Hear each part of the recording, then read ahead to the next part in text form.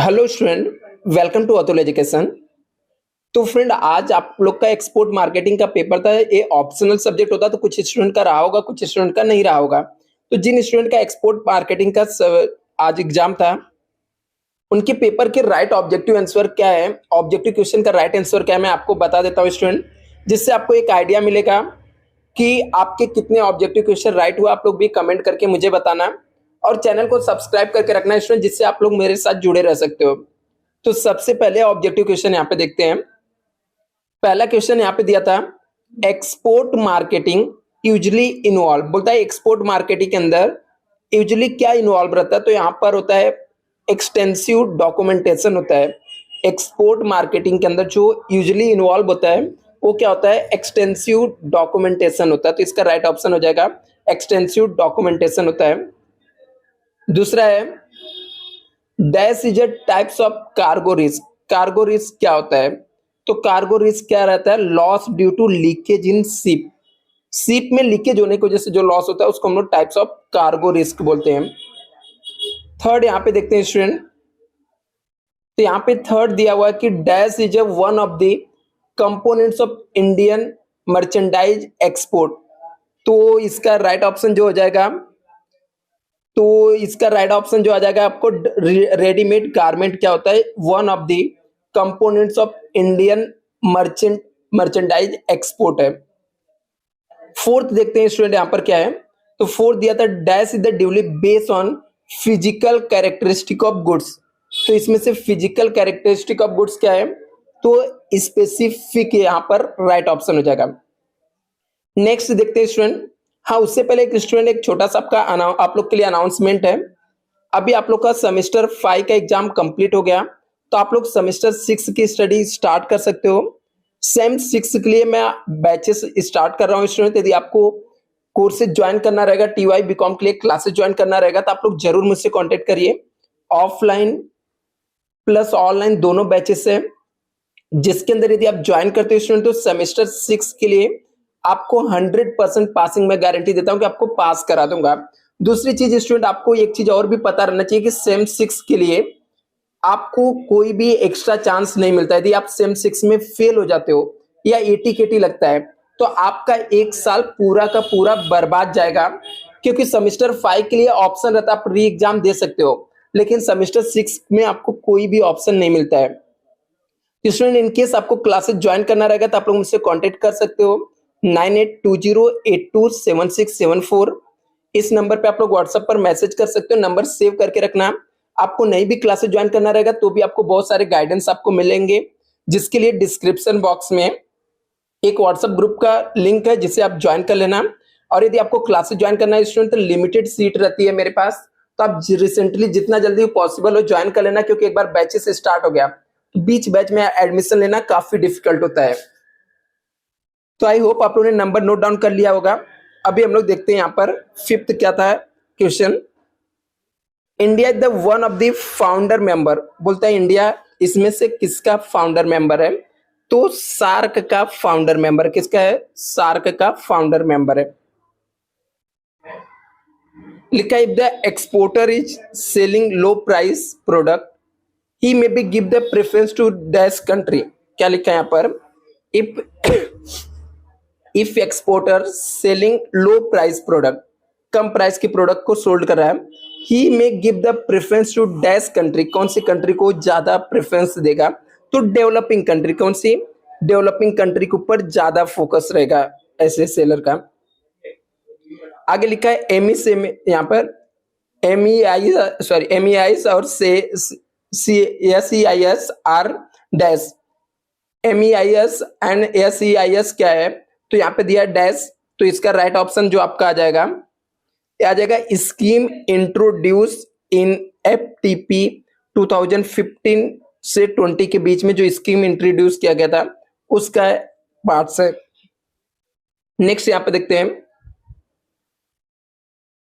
Next लिखा था, gum karaya niger seeds and onion are dash item in the negative list of export.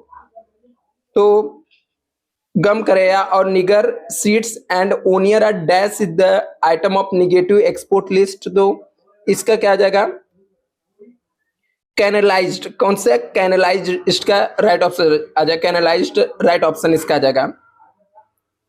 Alphabet E in EOU R stand for, बोलते जो EOU है इसके अंदर ई का मतलब क्या होता है, ई का मतलब होता है एक्सपोर्ट, ई का मतलब क्या होता है, एक्सपोर्ट होता है। नेक्स्ट यहाँ पे लिखा है ASIDE scheme provide the benefit, इस ASIDE scheme is provide benefit for dash, तो इसका राइट ऑप्शन आपका आ जाएगा इंफ्रास्ट्रक्चर डेवलपमेंट टू स्टेट, इसका राइट ऑप्शन आ जाएगा। 11 यहाँ पे दिया है dash has been give the status of the deemed university in May 2002 by UGC, बोलता है dash has been given the status of deemed university May 2002 by UGC, तो इसका राइट ऑप्शन क्या आ जाएगा, IIFT को दिया गया था डीम यूनिवर्सिटी का। 12th यहाँ पे दिया है dash is the refund of custom duty paid for the importing in regraded of the export production, तो यहाँ पे दिया है, तो इसका राइट ऑप्शन आपका आ जाएगा DBK, इसका राइट ऑप्शन आ जाएगा। नेक्स्ट यहाँ पर आपको ट्रू फॉल्स पूछा गया था।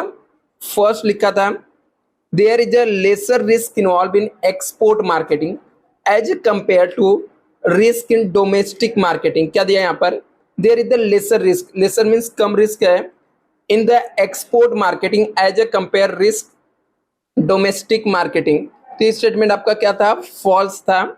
फर्स्ट आपका यहाँ पर फॉल्स है, ये आपका फॉल्स है फर्स्ट। सेकंड दिया था यहाँ पर poor infrastructure reduction in the export incentive pose in the problem for the Indian exporter, तो ये क्या है, ट्रू है। क्या लिखा है यहाँ पर, poor infrastructure reduction in the export incentive pose problem of the India, तो ये क्या हो जाएगा, स्टेटमेंट ट्रू हो जाएगा। थर्ड यहाँ पे दिया था software service do not make any major contribution to Indian service export, बोलता है सॉफ्टवेयर का जो सर्विस रहता है वो इंडिया में एक्सपोर्ट से रिलेटेड कोई भी बोलते हैं कंट्रीब्यूशन नहीं देता है, ये स्टेटमेंट क्या हो जाएगा, फॉल्स हो जाएगा यहाँ पर।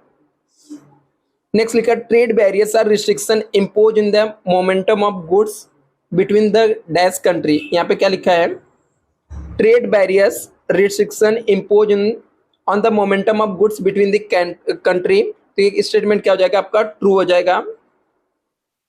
नेक्स्ट यहाँ पे दिया है regional economic grouping lead to the betterment of social and cultural tie among the member country, तो क्या लिखा है यहाँ पे, रीजनल इकोनॉमिक जो ग्रुपिंग होता है इससे क्या होता है, लीड बेटरमेंट होता है social and cultural tie among the member country, तो स्टेटमेंट क्या हो जाएगा आपका, ट्रू हो जाएगा। नेक्स्ट देखते हैं यहाँ पर overseas marketing research is conducted to identify the marketing opportunity and challenges, तो ये भी स्टेटमेंट आपका क्या हो जाएगा, ट्रू हो जाएगा। नेक्स्ट लिखा RBI issue IEC to Indian importers and exporter, तो ये स्टेटमेंट क्या हो जाएगा, फॉल्स हो जाएगा यहाँ पर। 7th आपका फॉल्स है cattle and camel are the include in the negative list of the export, तो ये स्टेटमेंट ट्रू है आपका। नेक्स्ट लिखा है special economic zone where the stem to enable hassle free export activity, ये स्टेटमेंट भी आपका क्या हो जाएगा, ट्रू हो जाएगा। नेक्स्ट यहाँ पे दिया है MDA scheme supply import raw material to small exporter, ये स्टेटमेंट क्या हो जाएगा आपका, फॉल्स है। FICCI was established by Mr. GD Birla and mister P Thakur Das, तो ये स्टेटमेंट आपका क्या हो जाएगा यहाँ पर, ट्रू हो जाएगा। आगे लिखा था यहाँ पर IGST the collected by state government, तो यहाँ पर ये स्टेटमेंट क्या हो जाएगा, फॉल्स हो जाएगा। तो वापस से एक बार बता देता हूँ कौन कौन से फॉल्स है कौन कौन से ट्रू है, तो आप लोग नोट डाउन कर लेना। तो यहाँ पर फर्स्ट आपका फॉल्स था, सेकंड आपका ट्रू है, थर्ड आपका फॉल्स है, फोर्थ आपका ट्रू है, फिफ्थ आपका यहाँ पर ट्रू है, 6 यहाँ पर वापस से ट्रू था, 7 आपका फॉल्स है, 8 ट्रू है, 9 ट्रू है, 10 फॉल्स है, 11 ट्रू है और 12th आपका फॉल्स है। Thank you so much student. और आपको ऑब्जेक्टिव का क्वेश्चन ऑलरेडी मैंने आपको बता दिया कौन कौन सा राइट है इसमें, तो आप लोग इसको देख सकते हो, यहाँ पर मैच कर सकते हो। जो भी रहेगा आप लोग मुझे कमेंट करके बताना। और डिस्क्रिप्शन बॉक्स में स्टूडेंट डिटेल है, तो आप लोग वहां से बाकी डिटेल आप लोग कलेक्ट कर सकते हो।